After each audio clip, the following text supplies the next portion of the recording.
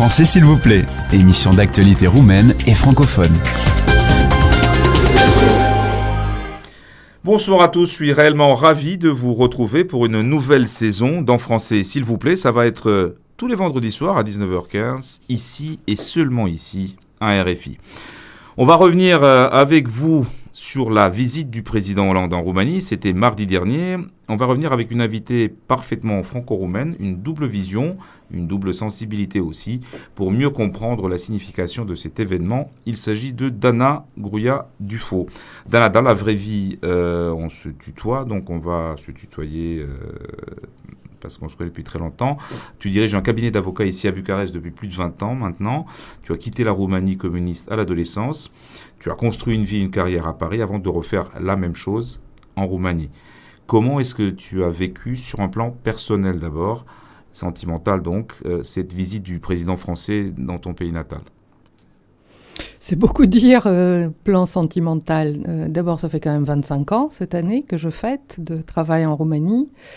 Je l'ai vécu dans le sens où je suis contente. Je suis contente que les relations franco-roumaines reprennent de plus belle, dans un contexte où finalement la Roumanie a besoin de la France et la Roumanie a besoin des investisseurs français en Roumanie. On a eu une belle époque qui était les années 90 jusqu'en 2000-2008. Puis ça s'est un peu tari, crise oblige, aussi bien en France qu'en Roumanie. Mais effectivement, aujourd'hui, avec cette visite, je pense que les investissements français en Roumanie vont reprendre de plus belle, donc je ne peux qu'être contente. Bon, mais écoute, on va en parler tout à l'heure, mais je vois que tu as écarté d'emblée, par pudeur, peut-être le côté sentimental. Je sais pas, moi, ça me fait quelque chose quand j'entends la Marseillaise résonner à Bucarest. Oui, mais enfin, je vais pas m'arrêter à la Marseillaise. Je suis contente que Hollande soit venu et je suis contente qu'il a ramené avec lui une trentaine d'entreprises. C'est le côté, soyons clairs, c'est le côté business qui est quand même important dans cette affaire, à savoir qu'il est allé à Guimbav inaugurer l'usine de Airbus Industrie, que ces 30 entreprises sont des sociétés potentielles qui vont venir investir en Roumanie, qu'on parle aujourd'hui d'un investissement à Guimbav comme l'a été Renault en 98 avec peut-être une centaine d'entreprises qui vont suivre cette entité et s'installer sur place. Des hélicoptères fabriqués en Roumanie. Des hélicoptères fabriqués en Roumanie, le successeur, je crois, des hélicoptères Puma, si ma mémoire est bonne. Oui, qui a un nom de code pour l'instant, un chiffre, mais... 125.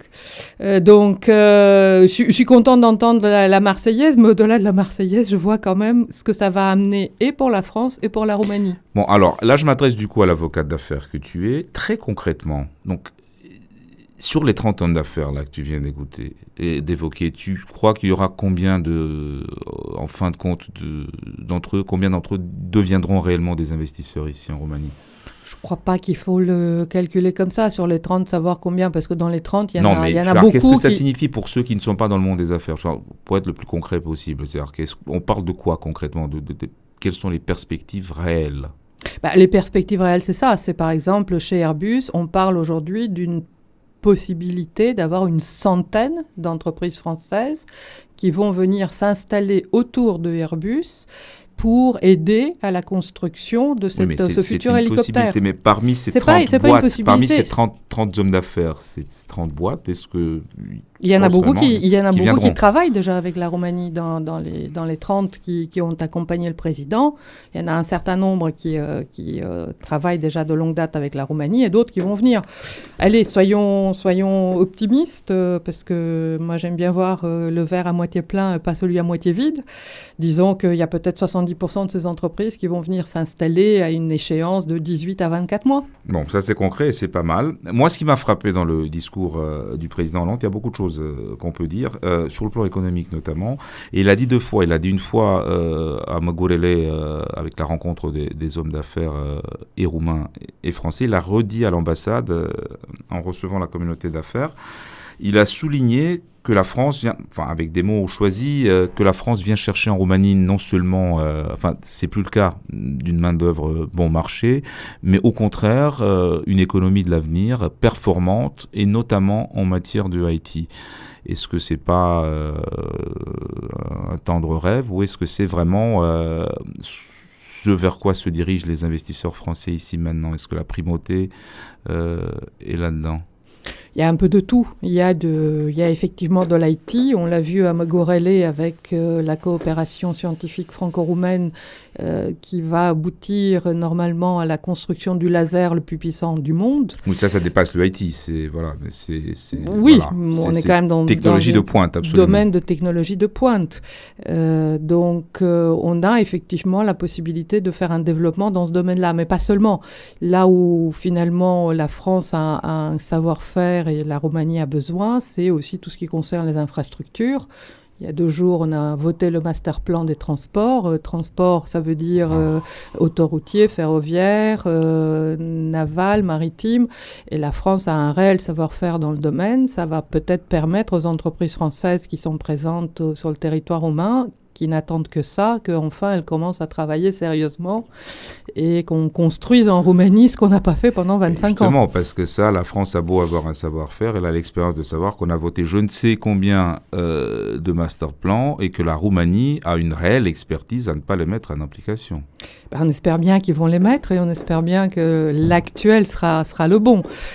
Parce que sinon, effectivement, c'est à désespérer. Mais ce que je ne crois pas, je pense qu'on va finir par y arriver et qu'on va pouvoir consommer les fonds européens pour avoir la possibilité de construire ces autoroutes qui manquent tant. Parce que quand on parle développement de la Roumanie par rapport aux investisseurs étrangers, c'est ça aussi, c'est de permettre à des régions qui sont aujourd'hui un peu en déficit de transport routier et ferroviaire, de pouvoir se développer. Pourquoi finalement en Roumanie, en termes d'investissement étranger, on a Bucarest, Timișoara, un peu Pitești et Brașov? Parce que ce sont des endroits qui sont relativement facilement accessibles en termes de transport. Et tout le reste du pays a été un peu délaissé, alors que le potentiel est là quand même. La Roumanie, en français s'il vous plaît. Avec l'avocat Dana Gruia-Dufault, on évoque la visite du président Hollande. C'était l'aspect économique qui vous a paru très important, qui l'a été réellement. Les médias roumains, les médias français aussi, mais un peu moins, les médias roumains ont vu une avancée politique également dans cette visite, de bon augure pour la Roumanie, en expliquant que le président Hollande a entrouvert la porte de Schengen à la Roumanie, alors que le président Sarkozy l'avait bien fermée en 2010. Est-ce que vous partagez cette analyse ? Oui, je pense, mais je pense que c'est pas vraiment le président Sarkozy qui a fermé la porte à Schengen, c'est les membres de l'Union européenne, puisqu'il faut un consensus pour que la Roumanie rentre dans l'espace Schengen. Oui, mais ça se passait sous le mandat de Nicolas Sarkozy. Il n'y a pas eu que la France, il y a eu surtout les pays nordiques, il y a eu d'autres pays qui ont les Pays-Bas. Les Pays-Bas, etc. Non, aujourd'hui, effectivement, c'est un changement radical de position de la France pour ce point. Mais très honnêtement, Dana, on va peut-être rappeler là, parce que moi je voudrais rentrer dans les détails, c'est l'objectif de cette émission. Donc François Hollande a parlé très clairement d'une seule chose. Il a dit les aéroports roumains sont prêts en matière de sécurité pour Schengen. Et on devrait peut-être en discuter. Franchement, ça ne me paraît pas une énorme avancée. Bah si, quand même, c'est la sécurité des frontières. La sécurité des frontières, elle passe par les frontières terrestres, mais également aériennes. Oui, mais enfin, c'est pas un ticket d'entrée. Il n'a pas promis à la Roumanie de pousser le dossier roumain d'une manière très claire. De toute façon, électoralement parlant, c'est très difficile de le faire en ce moment. Et comme tu l'as rappelé, la France n'est pas toute seule en Europe. Donc c'est pour ça, moi, ça ne m'a pas paru, encore une fois, aussi... oui, mais justement, par rapport au précédent président qui, lui, avait clairement plus ou moins fermer la possibilité de la Roumanie d'entrer dans l'espace Schengen, c'est pas ce qu'on a entendu au cours de cette visite. Au cours de cette visite, on nous a dit que la Roumanie a fait le nécessaire pour. Ça veut dire que effectivement, la France pourrait, à mon avis, soutenir la position de la Roumanie et que la Roumanie peut être aidée par la France qui est quand même en Europe, a son mot à dire encore aujourd'hui. Bon, donc tu partages l'optimisme des commentateurs roumains. J'ai relevé un article dans Hot News, qui est un de sites roumains d'information très connu, signé par Cristian Pantasi, le rédacteur en chef, qui fait une théorie très intéressante sur le partenariat franco-roumain en Europe, en disant tout simplement que la Roumanie vise, avec l'appui de la France, le noyau nucléol central, comme il dit, le noyau dur de l'Europe, et que Paris pourrait venir chercher ici, en Europe, ce que ne lui offre pas, par exemple, le groupe de Visegrad, et ce que n'offre pas l'Europe, le groupe de Visegrad, qui est beaucoup plus réticent aux thèses européennes. Et le groupe de Visegrad, c'est la Pologne, la République tchèque, la Slovaquie et la Hongrie. Oui. Je pense qu'il a tout à fait raison, d'autant plus qu'effectivement, à une certaine époque, peut-être dû aussi à l'attitude de la France, la Roumanie était beaucoup plus tournée vers l'axe Londres-Washington. Mais c'était une option politique du président Băsescu pendant 10 ans, très clair. Ça a été une option politique, mais je pense que côté français, on l'a un peu parfois aidé. Mais bon, quoi qu'il en soit, aujourd'hui, effectivement... Vous pouvez préciser, s'il vous plaît? Tu peux être plus explicite. À une certaine époque, si ma mémoire est bonne, le président Chirac, lorsque la Roumanie avait fait le choix d'entrer dans l'OTAN, au départ, avait eu des mots assez durs à l'égard de la Roumanie en ce qui concernait le fait qu'il se tournait plus vers les Américains que vers l'Union européenne. Maintenant, ce n'est plus le cas. Donc, très clairement, on sait que la Roumanie est très européenne. La Roumanie est quand même un très grand pays à l'Est, deuxième derrière la Pologne en termes de capacité du marché, de taille du marché. C'est le 7e pays de l'Union européenne, la Roumanie.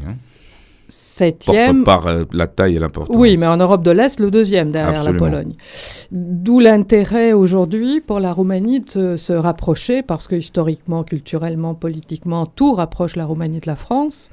Et si, côté président français et administration française, il y a une certaine bienveillance à l'égard de la Roumanie par rapport aux efforts qu'elle fait, je pense qu'effectivement, la France pourra aussi compter sur la Roumanie, comme la Roumanie souhaiterait qu'elle puisse compter. Comment tu vois l'avenir des relations franco-roumaines, justement, après cette visite? Encore une fois, très importante et remarquée comme telle par l'ensemble des commentateurs roumains. Bonne, je pense. J'ai vu même que la presse française, parce que c'est plutôt celle-là qui nous a un tout petit peu porté tort ces dernières années. Oui, il y a eu des très bons échos aussi, mais bon. Voilà, qu'il y a eu des très bons plutôt échos. Limités.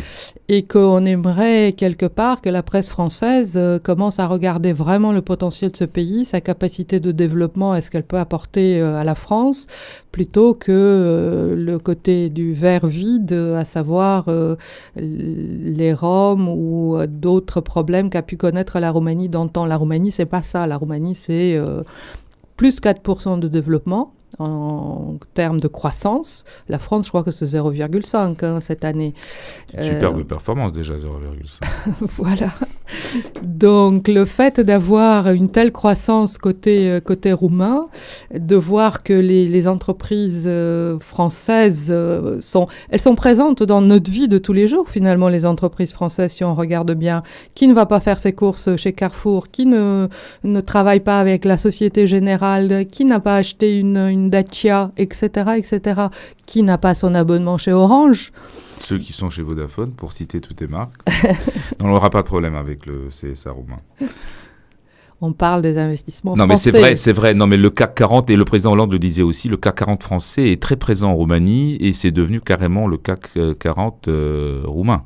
Oui, bien sûr. Donc ça, c'est depuis longtemps, les gens le savent, mais c'est vrai que on attend encore dans ce pays un bon nombre d'investisseurs de façon à, diront beaucoup, et peut-être qu'on va évoquer aussi ce problème politique roumain, ce blocage également, ce manque de prévisibilité, de prédictibilité, pour que effectivement les investisseurs français, mais aussi les autres étrangers, arrivent réellement en masse et que le pays s'engage sur une voie très claire et avec une économie performante. Bucarest, en français s'il vous plaît. Avec Dana Groya-Dufaux. Dana, qu'est-ce que tu as retenu d'autre de cette visite? Un enthousiasme des deux côtés, je dirais, et le fait qu'effectivement, le président Hollande est venu en Roumanie 3 jours avant le sommet de Bratislava. Et donc, ça permet de consolider... Donc, qui a lieu aujourd'hui, donc à Bratislava, dans la capitale slovaque. Aujourd'hui, de consolider, y compris le partenariat stratégique.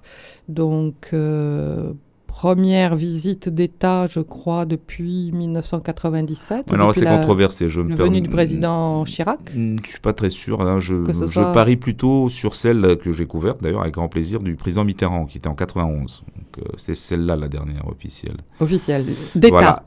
D'État. Il y en a eu deux officielles. Jacques Chirac. Non, mais la terminologie est importante. Jacques Chirac était en visite officielle. Nicolas Sarkozy en 97, Nicolas Sarkozy en 2008 aussi. La différence est une différence essentiellement protocolaire et pour ceux qui nous écoutent, on dit généralement qu'une visite officielle est faite pour que les responsables des deux pays se rencontrent et qu'une visite d'État est une visite lors de laquelle le président va à la rencontre d'un pays et d'un peuple. Voilà, donc, pour la Roumanie, cette visite est très importante pour autant qu'elle pourra effectivement compter sur le soutien de la France pour son entrée dans Schengen. Depuis le démarrage des négociations pour que la Roumanie adhère à Schengen, on a dépensé 1 milliard d'euros pour moderniser et sécuriser les frontières de la Roumanie. Puisque si elle rentre dans Schengen, ce sera nous, en Roumanie, qu'il y aura les frontières de l'Europe. Et donc ça, c'est pour faire en sorte qu'on prévienne le trafic des personnes. Donc les frontières de l'Europe qui sont aujourd'hui à la Hongrie, elles seraient côté roumain. Par contre, effectivement, l'entrée dans l'espace Schengen, elle doit être décidée par consensus des ministres du Conseil de justice et des affaires internes de l'UE. Et là, le fameux JAI, comme l'appellent les Roumains. J-A-I. Voilà. Donc, effectivement, le poids de la France est important dans ce Conseil des ministres, même si c'est une voix, un participant, mais je pense que la France a son mot à dire. Je vais être très direct, Dana. Est-ce que tu crois que la Roumanie est à même de protéger les frontières de l'Europe, notamment des migrants? C'est la grande interrogation actuelle, même si elle n'est pas affirmée aussi clairement. Mais l'enjeu est là. Et c'est un enjeu électoral également, partout en Europe. Je pense, très sincèrement, je pense que oui. Je pense que oui, parce qu'effectivement, les migrants viennent par le sud. Donc, aujourd'hui, je pense qu'effectivement, justement, le travail qu'a fait la Roumanie en termes de sécurisation et de dotation et de modernisation, je crois qu'aujourd'hui, il est temps de laisser la Roumanie prouver qu'elle peut le faire.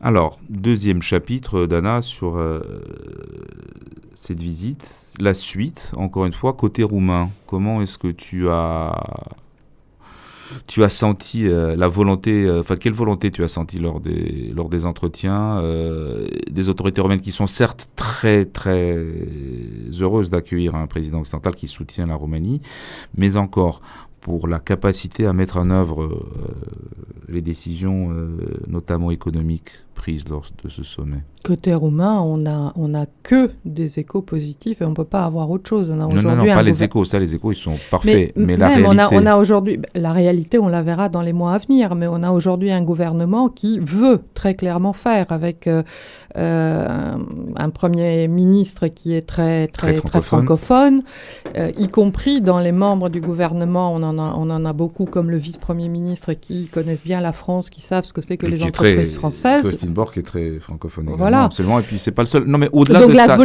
mais la volonté existe, mais c'est un gouvernement qui a un mandat limité, qui s'achève en décembre. Oui, et voilà. Et donc, tout dépendra effectivement des prochaines élections. Et donc, blocage. Diront les mauvaises langues. Oui, mais pas forcément blocage. Pourquoi voir le verre à moitié vide, encore une fois? Moi, je préfère me dire qu'à partir du moment où on a mis des bonnes choses en place, des bonnes intentions, quel que soit le gouvernement actuel ou le futur, ils vont suivre cette tendance-là. Schengen, c'est pas que l'actuel gouvernement. Schengen, ça fait des années et des années que la Roumanie demande son entrée dans l'espace Schengen, quel qu'était le gouvernement. Sauf que là, on parle d'un gouvernement de technocrates, on le sait. En fait, ce qui est un mot absolument horrible, car mal employé et utilisé de manière péjorative en Roumanie, ce sont des gens qui sont non affiliés politiquement, mais qui sont des spécialistes. Mais tout de suite après les élections du 11 décembre, on aura un gouvernement politique. Et alors, pourquoi ce qui est la règle, la norme. Et bien là, ça va être un peu plus compliqué parce qu'il faudra des alliances, il faudra des négociations. Et je ne suis pas sûr que, par exemple, oui, mais je pense que une partie des partis politiques roumains qui se présentera aux élections et les députés qui sortiront des urnes sont tout aussi désireux de rejoindre rapidement le cœur de l'Europe. Et pourquoi ? Ça a été le cas c'est précédemment. un sentiment en Roumanie, ça existe. Tout le monde n'est pas ça a été le cas très précédemment. européen. Les gouvernements avant l'actuel gouvernement du Premier ministre Cioloș, tous les gouvernements avant ont plaidé pour l'entrée de la Roumanie dans l'espace Schengen. Économiquement, la Roumanie va pouvoir bénéficier. Ça coûte aujourd'hui beaucoup d'argent aux entreprises qui commerce avec l'Europe que de faire la queue aux frontières, que d'avoir des contrôles. Ça vraiment, j'en ai la certitude. Après, le reste du développement économique de la Roumanie en termes de, effectivement, infrastructures et autres, ce sera à voir quelle sera la volonté des gouvernants. Mais pour plaider pour l'entrée de la Roumanie dans l'espace Schengen, j'ai aucun doute. Donc, tu confirmes cette tendance qu'a eu la Roumanie en permanence d'avoir une politique étrangère cohérente, quels que soient ceux qui la dirigent. Oui, tout à fait, complètement. Quel que soit le jeu politique. Oui, il me semble que les gouvernements successifs ont eu à cœur à ce que l'image de la Roumanie à l'extérieur puisse être différente de ce que malheureusement elle l'a été. Et qu'ils ont tous plaidé pour l'entrée de la Roumanie d'abord dans l'Union européenne, puis maintenant dans l'espace Schengen. Oui. On va faire un peu de politique roumaine, parce que ça intéresse aussi nos auditeurs. Est-ce que tu crois à une implication politique, toi, des membres du gouvernement qu'on a cités, le premier Cioloș, le vice-premier ministre Borg, les figures centrales de ce gouvernement qui, disent beaucoup d'observateurs, doivent s'engager en politique d'une manière très claire, de manière à rester au pouvoir après le 11 décembre. La décision leur appartient, mais sincèrement, je pense que ce qu'ils ont fait jusqu'à maintenant était très bien. Alors, comment continuer pour eux ? Oui, mais enfin, on va pas... pourquoi irait-il s'inscrire dans un parti uniquement pour pouvoir continuer ? Ça, c'est pas... Je ne suis pas certaine que ce soit vraiment une bonne chose. Ils vendraient leur âme au diable s'ils faisaient ça. Oui, mais enfin, sinon, ils vont disparaître de la scène. On n'en sait rien. Donc, à quoi tu penses ? Une troisième voie possible C'est pas forcément une troisième voie. C'est que ce sont des gens qui ont des compétences professionnelles, qui ont pu les prouver le peu de mois où ils ont été là. Et je pense que... C'est le cas pour beaucoup d'entre eux. Oui. Sauf qu'ils seront pas investis politiquement. Et alors, après le 11 décembre. Et alors, on ne peut pas faire un développement d'un pays qu'à travers d'un parti ? Non, pas d'un parti, mais enfin, il y a un parlement, il y a un gouvernement. Bien sûr, ils peuvent peut-être se présenter aux élections. Même si, ils peuvent peut-être se présenter aux élections en tant que... C'est bien, c'est pour ça que je parlais d'une troisième voie, d'une autre bannière, peut-être. Oui, mais pas forcément sous un nouveau parti. Mais comment alors ? Comment ? Il y a aussi des députés qui n'ont pas de parti. Enfin, je vois pas. Très sincèrement, tu vois Dacian Cioloș ou Costin Borg ou je sais pas, Raluca Prună, la ministre de la Justice, aller se présenter en indépendant. Moi, j'en connais qu'un qui était à ce micro il n'y a pas longtemps, avant les vacances, qui est Toader Palologu. Lui, il ira en indépendant au Parlement. Mais franchement, c'est une exception pour l'instant. Pourquoi pas ? Ok, tu me surprends, j'avoue que je n'avais pas envisagé scénario. Je n'estime pas qu'il puisse... Je considère qu'il peut y avoir une vie politique en dehors des partis politiques. Oui, mais enfin, il faut être élu. Et pour être élu, il faut une structure, il faut un parti, c'est compliqué. Il faut peut-être une machine, effectivement, derrière. Voilà. Mais... je pense qu'il y a des gens avec des bonnes volontés. Tu crois que si le Premier ministre décidait de se présenter aux parlementaires, il ne serait pas élu ? Sans avoir un parti derrière lui ? Chez lui, à Salage, peut-être, effectivement, oui. Mais enfin, et il se retrouvera tout seul et il fera quoi ? Parmi 400 députés. Je ne sais pas, c'est à voir. Cette nouvelle percée dans la politique roumaine, je parle de l'USB, l'ancien UCB, je m'y perds moi-même, Uniunea Salvați București, USB, qui est devenu Uniunea Salvați România, l'USR. Ça, c'est un parti audacieux, c'est un pari audacieux. Je ne sais pas si c'est un parti audacieux parce qu'il vient de naître seulement, et il mène campagne pour les signatures, pour pouvoir se présenter aux législatives. Est-ce que ça peut marcher ?